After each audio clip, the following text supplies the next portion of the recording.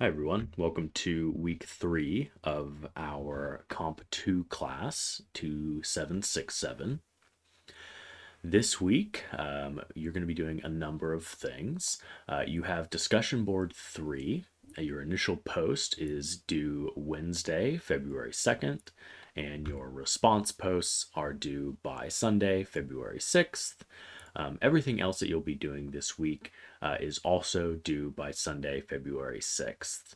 You should read the section Acknowledging Sources, Avoiding Plagiarism, and the section Documentation, which can be found in the Norton Field Guide. You have homework 3, which we'll go over in a minute. Journal 1, we're going to be doing journaling now. It's a new type of assignment that we're introducing. And then you should also read The Elusive Theory of Everything. If we scroll down a little bit, you'll see a link to the reading The Elusive Theory of Everything. If you click on it, it'll open up and take you to the document. Journal 1. You'll see here we have a description of the journals. These are going to be, if you've ever done journaling before, this should feel sort of similar. It is going to be a type of writing that is reflective, contemplative, and personal. So these aren't really formal writing assignments. Feel free to use first person language, I, me, my. The tone can be informal. I don't care a whole lot about your structure and grammar and stuff, but I would like that you pay attention to the length requirements. And also, you should break up your journal into paragraphs. I do not want to see just a big continuous chunk of text. Try to have paragraphs. And as you may know, a paragraph is essentially a container for a particular idea. Every time you switch to a new idea, that's usually a good time to start a new paragraph. This week's journal, I'd like you to consider this quote by Jonah Lehrer. Every brilliant experiment, like every great work of art, starts with an act of imagination. And then another quote from a documentary called Between the Folds. And the quote is, "In the end, perhaps artists and scientists are not as different as we think." Using those two quotes as inspiration, you're going to write about the ways in which you personally think that science and STEM fields in general are connected with imagination and creativity.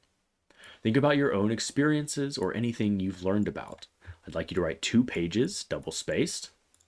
And again, this is a personal response. It's what you think about these quotes and about the question being posed to you here. For homework 3, you're going to write a 1-page response to The Elusive Theory of Everything. This should include whether you liked the article, what you found important in the article, and any questions you might have about it. Be sure to proofread your work here. And then lastly, let's take a look at the discussion board for this week. Your initial post, again, due February 2nd. Share the introduction paragraph to your rough draft of our first writing project. And then your reply posts, you're going to react to at least 2 classmates' opening paragraphs. Make sure to be respectful and also specific in the feedback that you give. What worked well in what they did, and what could they stand to improve on? What do you expect the paper to do after reading the opening? That's what an intro does. It sets the reader's expectations, and this gives you an opportunity to see if you are guiding your readers in the right direction. If your classmates reply to your work and they predict that your paper is going in a completely different direction than you were planning to go in, that should be a good indicator that you may need to either change your introduction or change the direction of the paper.